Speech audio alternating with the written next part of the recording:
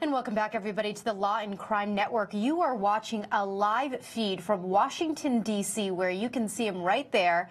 Mark Zuckerberg, the founder, or that's a little bit debatable, but definitely the CEO of Facebook, is answering some questions. He's being questioned. He's being grilled by members of Congress on the House Commerce Committee.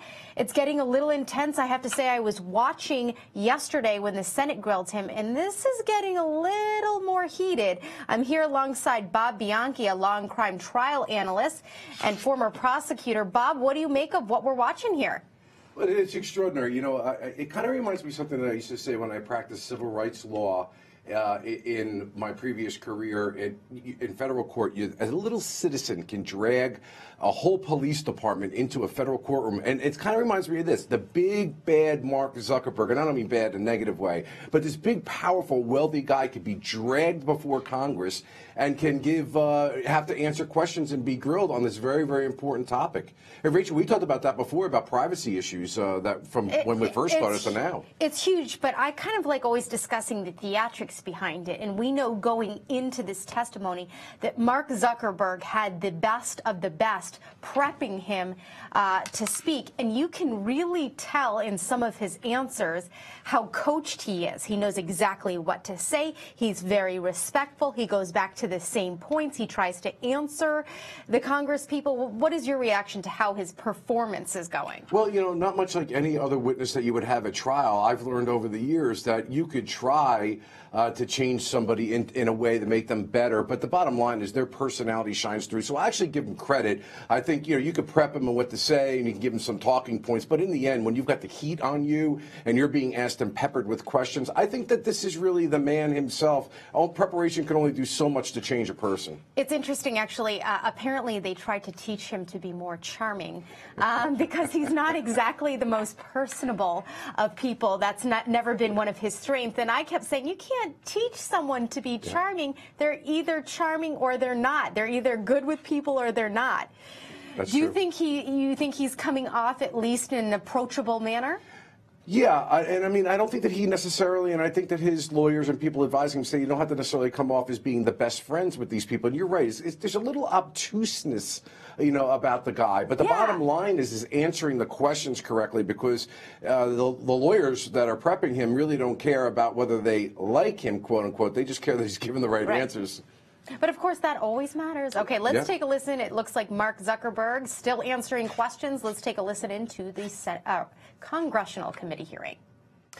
Welcome back, everybody, to the Law and Crime Network. You are listening to the sentencing hearing of William Woodward, who was convicted of second-degree murder for killing two of his neighbors. And you can see many family members of the victims have been addressing the judge in this sentencing hearing. I'm here alongside Bob Bianchi, who is a former prosecutor and Law and Crime trial analyst.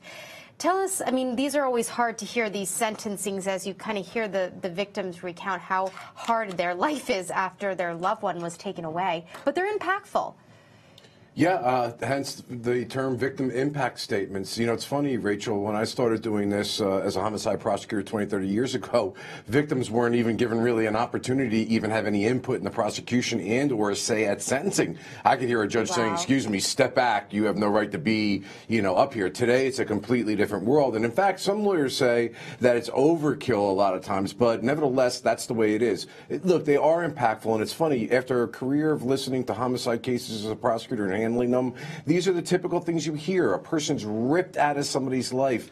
And you know, we talk a lot of times that the trials are really cool and they're really interesting, but man, when you listen to the stories behind the scenes about the impact that it's had, unless you've ever gone through it yourself, it's got this rippling effect of just horror. One can imagine what would happen if it was in your life. You know, it's horrible. It really is. It's hard to watch. And if you want to continue to watch the sentencing hearing for William Woodward, head to our website, lawandcrime.com, and you can do that. Meanwhile, though, I want to take you to some breaking news in the Tex McIver case, which is the murder trial that we've been following out of the Atlanta, Georgia area. Really big decision. Judge ruled that he is dismissing counts 6 and 7 in this case. These are the influencing witness counts. The state was trying to allege that Tex McIver unlawfully engaged in misleading conduct. One of the examples was that he left a voicemail for the witness, the driver in this case, to cease communicating her recollection and her memories with law enforcement. The judge dismissed those charges, Bob. That's pretty big deal. I mean, Rachel, how much worse can happen to a prosecution in a case? Well, and this is what happens when you stretch the rubber band of credibility at a trial as a prosecutor to the point that it's snapping all over the place. An interesting fact that we see here legally is whether the defense makes an argument, I would be making it, that, Judge, you should tell the jury to strike all of that testimony that was given with respect to this, because you yourself agree there's not even enough evidence that a reasonable jury could conclude that these crimes have been committed. And again, the jury's going to know at the end of the day, wow, what happened to all those charges? It's a horrible thing for a prosecutor to have this happen. Huge, huge development in the Tex McIver trial. Looks like they're discussing this right now. Let's take a listen to what's going on live in court right now. All right, folks, some critical moments going on right now in the Tex McIver murder trial. The judge decided to dismiss 2 of the charges in that case. Count 6 and 7, they involve witness tampering. I was just talking with Bob Bianchi, our trial analyst, about this. One of the charges involved influencing Bill Crane, who was the PR spokesperson friend of Tex McIver, to retract something he said to the newspaper, which, Bob, that's not a crime. Yeah, you know, a law and juries, the jury makes the call. The tactical decisions made by the prosecutor, I'm sorry I've been so critical in this case, all throughout, including this. He's usually very pro-prosecution, too. Yeah, and when I see bad prosecution, it upsets me. Now the jury has a charge. How can you say that you are tampering or interfering with a law enforcement agency? It's a very high standard of proof, beyond a reasonable doubt, because you asked your PR guy to spin something. It's ludicrous, and they shouldn't have had it, and now they're going to look bad in front of the jury because of it. Total stretch. I tweeted it out this morning. It happened. The judge dismissed it. Let's go back to court. It looks like there's a new witness on the stand. All right, you are watching a live feed from Atlanta, Georgia, in the Tex McIver case. That is a sleep expert on the stand for the defense. And he is talking about this apparent sleep disorder that Tex McIver had. And, of course, the defense is trying to say this is what he suffered during the incident in which he shot his wife. We'll continue to very closely monitor what this expert is saying on the stand. But a big development in this case that we want to tell you about, in case you might have missed it, the judge just a few minutes ago announced he is dismissing 2 of the 7 counts, count 6 and 7, involving influencing witnesses. This is a big moment in the case. I'm here with Bob Bianchi. Let's talk specifically about count 6, and that was influencing Bill Crane, who is a PR spokesperson, friend of Tex McIver, to basically retract a statement he said to the press about Tex McIver being scared about Black Lives Matter protesters outside of his car the night of the shooting. How did the prosecutors even think that was illegal to begin with? I don't get it. Explain. I don't get it either. Well, what they're trying to do is throw everything against the wall and see what sticks. I'm surprised the judge let it go through, but I think that they're in a real pickle here because testimony with respect to that has gotten out and there's been no evidence. In fact, it's not a crime to tell a third party to spin a story for you. It's about influencing law enforcement. So now what does the judge do that witness took the stand? If I were the defense lawyer, I haven't seen it yet. We talked about this before, but I wouldn't just be asking the judge to please strike all of that testimony and instruct the jury that charge should never have been brought by the prosecution. I'd be yelling about it, screaming about it. I'd be getting the prosecutor all agitated and worked up about it. It's a big blow to the prosecution, but it is offensive, Rachel. And again, it just shows me respectfully of the amateurishness of it, or worse, that they would throw a charge like this. Because from the beginning, many of us have said, how is telling a friend or telling somebody to, hey, tell the reporters, tell the news, politicians and criminal defendants and many people lie all the time to the media. It's not a crime. If it was a crime, there would be like a whole jail full of politicians in all of these states. Okay, but I want to listen to that witness, Bill Crane, when he made those statements to the jurors about what this witness tampering charge was about. Before we do, though, I want to keep you up to date what's going on in the Law and Crime Network because we have a lot going on today. First, we have the Zuckerberg testimony that's going on in Congress in Washington, D.C. We have a live feed of that on lawandcrime.com. We also have a live feed of the sentencing in the William Woodward case, another trial that we followed out of the Florida area. Man convicted of second-degree murder for killing his two neighbors. So if you want to watch either of those, head to our website. But now I want us to play Bill Crane's testimony because it's critical. This was the witness that was the basis of count 6, which the judge just dismissed. Let's take a listen. So you see there, Bill Crane, he was the key witness regarding this count 6, a witness tampering charge, and he says he was uncomfortable because Tex McIver told him to lie to the press. But I got news for you, Bob Bianchi. Lying to the press ain't a crime. Yeah, and it opens up a whole can of worms for the prosecution at trial and on appeal, and here's why. And this your viewers are going to love. This is tactical, nuanced, in the flesh law. There's an evidence rule that's very clear that bad character evidence is not admissible in court in order to prove a crime, and it has to be relevant. Those are the two factors. Here we know it's no longer relevant because the judge dismissed the count. So all that's left was all that poisonous testimony in front of the jury that went to how Tex McIver's a bad guy. That's setting the defense. The defense right now is popping champagne today, a little champagne, not too much yet, right, because they know they've got an appealable issue. And again, I'd be screaming that you should tell the jury it was an inappropriate charge and that they should strike the testimony of that witness, which would be a stake in the heart. Because we were talking about this a little before, our last point, Rachel. It's as a prosecutor, when you stand up in front of that jury and you're asking them to take the life of another person by putting them in jail, credibility and believability is more important for a prosecutor than it is even for a defense attorney. Absolutely, because the real question is, would Bill Crane, the man you just heard there, have even been allowed to testify, or at least been allowed to testify to what he did if it had not been for count 6 in all of this, which has been dismissed? Okay, so we are still live in the Tex McIver trial, and you can see the sleep expert who's been on the stand. Hopefully he's not putting the jurors to sleep. He is a sleep expert. He's been on the stand now for several hours testifying to Tex McIver's condition, that he has a sleep disorder which causes him to fall asleep quickly. Let's take a listen to what he has to say. Right. And welcome back, everybody, to the Law and Crime Network. I'm your host this afternoon, Rachel Stockman, alongside trial analyst Bob Bianchi. We're listening to a sleep disorder expert in the Tex McIver murder trial going on right now in Atlanta, Georgia.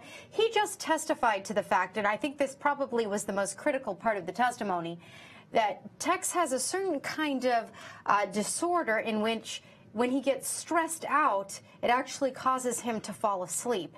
And I think what they're trying to show the jurors, of course, is many would ask, well, if you were so concerned about the dangers, why would you fall asleep? Bob, does this answer the question for you?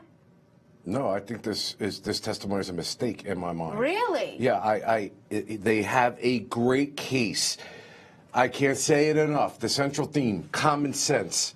You know, keep it simple, stupid, whatever phrase you want to use. Right. They had their ballistics expert misfire the weapon in the courtroom, and he was awake, and he didn't need a sleep expert.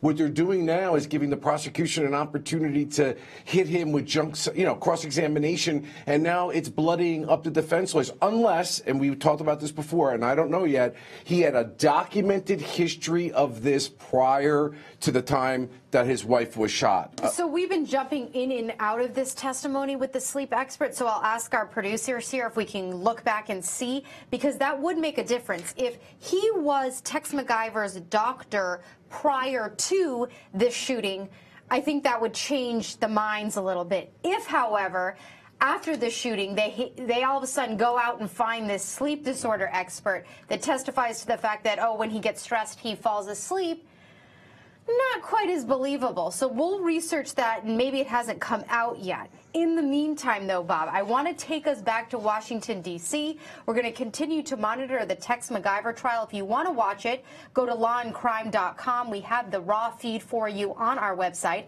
You can continue to listen to the sleep disorder expert. But I want to take us back to Mark Zuckerberg, CEO of Facebook, testifying before Congress. Let's take a listen. Welcome back to Law and Crime, everyone. You are watching Mark Zuckerberg on the hot seat as he testifies before Congress about all those privacy data breach issues involving Facebook. He's getting some tough questions. I'm here alongside Bob Bianchi. We're also covering another case out of Georgia that we've been really closely monitoring, and that's the Tex McIver case. We told you a little bit earlier about a really pivotal moment in this case where the judge dismissed two of the key charges in this, the witness tampering charges. So what I want us to do is take a listen to the judge's ruling, because this is very important for the case, and Bob and I will analyze it when we get back. Well, there you heard it, a big moment in the Tex McIver murder trial. The judge in the case dismisses two of the witness tampering cases. You just heard him give his reasoning for doing so. Very clearly, he did not believe the state proved their case as to those two witness tampering charges that include one involving Bill Crane, a PR spokesperson who was asked to basically spin stuff to the press, and another involving a voicemail that Tex McIver left on the driver's home voicemail regarding talking with police, et cetera, et cetera. What do you make of this, Bob? I think the ruling dismissing the charge makes perfect sense from the beginning of this case. I'm a little queasy about the ruling with where he kept the case in. That is where he's saying on the voicemail. Count five. Count five. Like, who as a lawyer is going to say something that they believe intentionally is committing a crime to throw police off the track? Is it a crime if someone were to say, I prefer that you did not speak to the police about this case, because a completely innocent person would say it's only going to make things worse, not because I'm trying to prevent you from testifying, not that I'm trying to prevent you from telling the truth, but I just wish you'd just stay out of it. It's close to me. So I'm going to look quickly over and read the exact count five, okay? This is the count that he left in. It's influencing a witness, and the claims, prosecutors claim that Tex McIver did unlawfully and knowingly engage in misleading conduct towards Patricia Diane Carter, who's the driver, by instructing Carter to tell law enforcement officers that she was not present when he shot Linda McIver with a handgun, with the intent to prevent the communication to law enforcement officers. Okay, so this happened, and she testified to this. This happened at the hospital, that she testified that Tex McIver told her not to say she wasn't there. Now that is hindering the investigation. You see, this is a great example of how these three things are different. Like, one is to a PR person. It's not to try to dissuade law enforcement. It's try to spin a story. That's thrown out. You got one in the middle. It's like the big bear. Was it the hot porridge or cold porridge? But the porridge that's hot is the one where you're saying affirmatively lie to the police. And that's clearly in the violation of law. And that's certainly, it sounds like what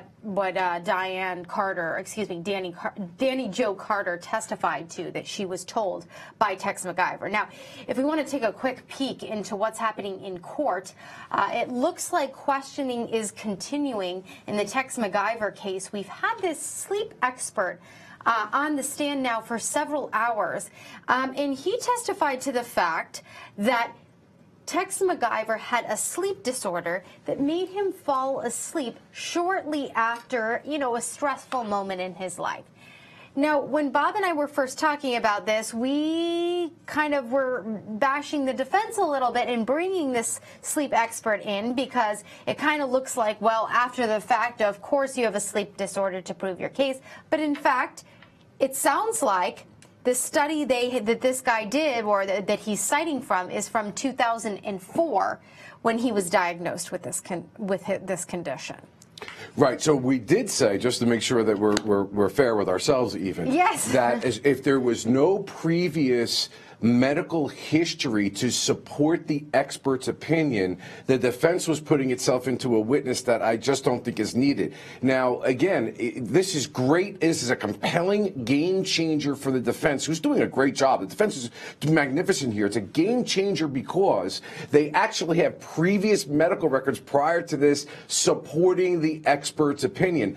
Question is, nuance-wise, is that physician going to get up there? Are those records going to get up there? But, the defense may be doing an interesting tactic, Rachel. It's called primacy and recency, and it's about hammering your best points as many times as you can by getting the medical doctor who can verify there was a pre-existing condition. Wow, that's great. And then getting an expert that comes back on and says the same thing. That's good stuff for the defense. But I still think they should be careful, because when you stand well, stand still. All right, let's take a listen. We still have the doc on the stand. Looks like we have cross-examination by the prosecution. Let's take a listen. So you're listening to a sleep expert testify in the Tex McIver trial. Really kind of some interesting testimony that may end up being critical for the defense, because a lot of jurors may be wondering why Tex McIver fell asleep right after he'd been in what he called a dangerous situation, Bob. Yeah, I think that this evidence is just supporting a theory that's been brought. It contradicts the state's theory. The defense has done a great job dismantling from the opening statement all the way through the case. And again, I love the idea of standing up in front of a jury. This is what lawyers do. You think about what you want to say and standing up there going, hey, I really didn't even need the sleep expert. They even had their own ballistics expert on the witness stand misfiring the weapon. You love that misfiring, I love that line. Bob. That's definitely, we'll see. It'll probably come back during the closings. I wouldn't be surprised. So I am going to sign off for the day. Aaron Keller's taking over next. Bob, as always, great guest. Bob Bianchi, Law and Crime trial analyst. Let's take it back to court.